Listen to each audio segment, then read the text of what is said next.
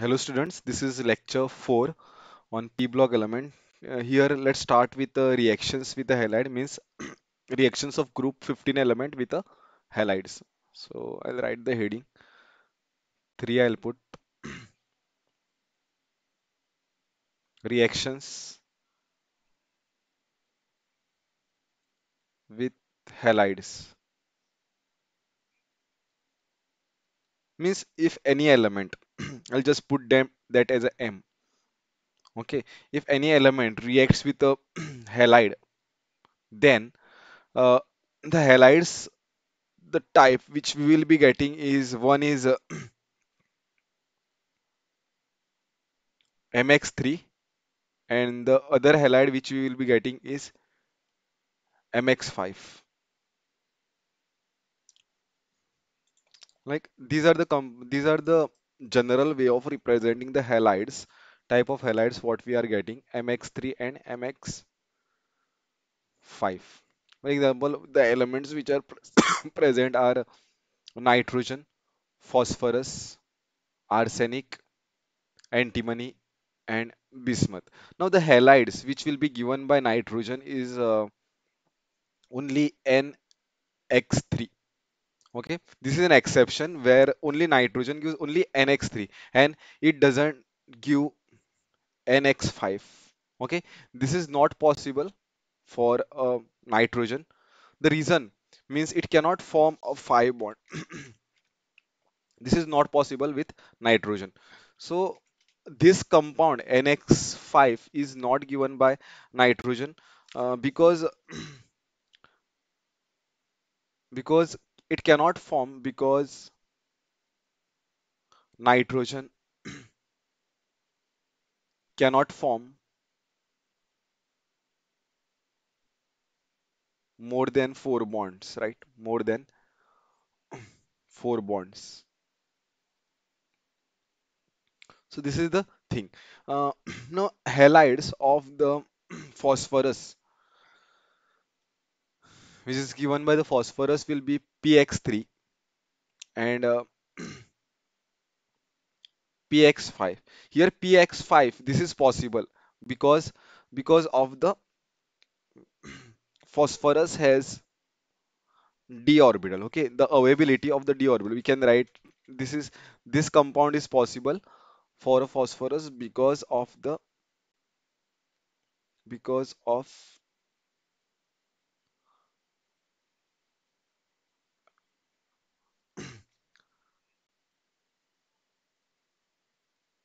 availability of the availability of d orbitals.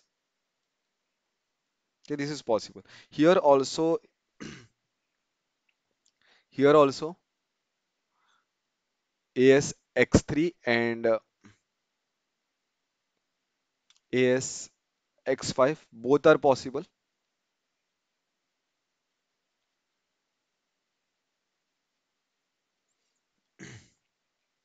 Here also,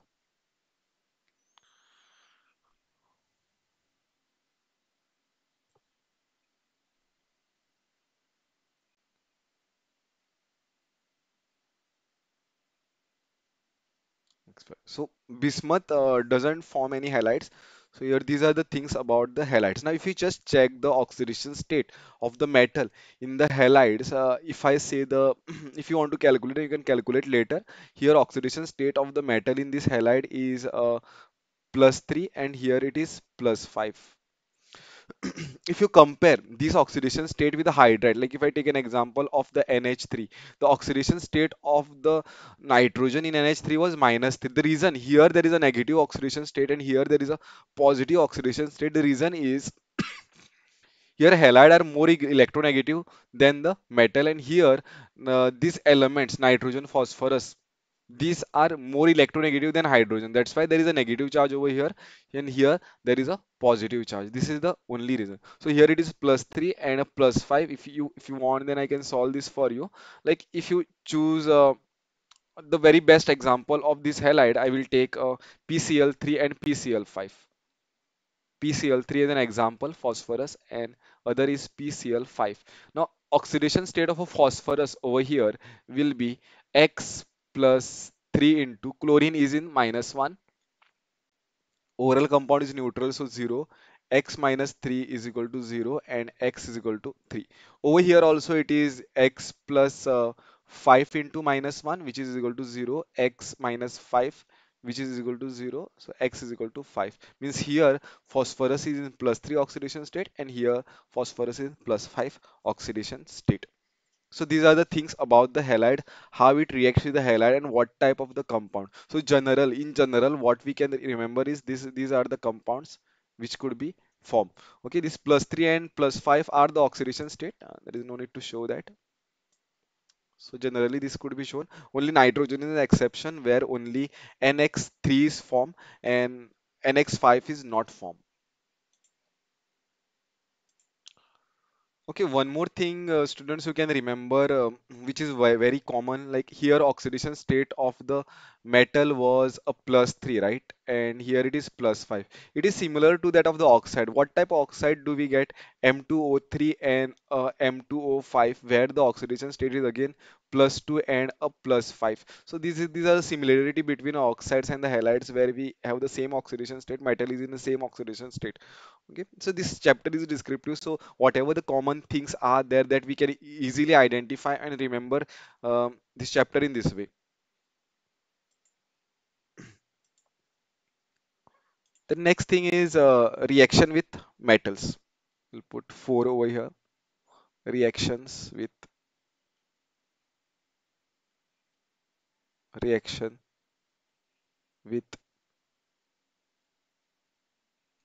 metals. Now, if we take a group 1 element or group 2 element with a highly reactive element, I'll take a calcium.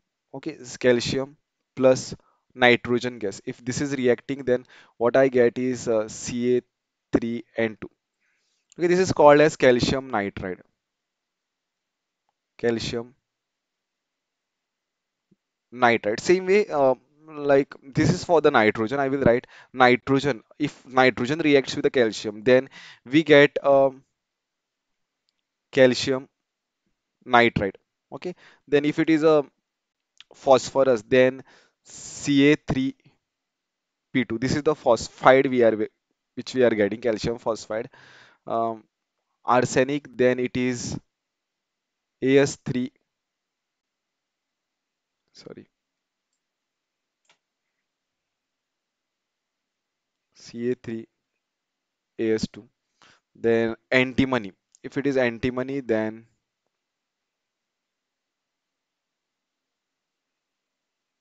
Sb2. Bismuth, then means if I react this with a calcium metal. So now if I react this with water, if I react this further with water, we are going to get a respective hydrides. Okay, here also we can learn some reaction directly. We can directly remember some reaction. What are the hydrides of a nitrogen? It is NH3. Here it is PH3. Here it is ASH3. Here it is antimonide hydride. This is bismuth hydride. So these are the hydrides which we will get further if we react that with a water. So this is the thing about the reaction with metals. So what I'll do is I'll stop this lecture over here. See you in the next lecture. Thank you.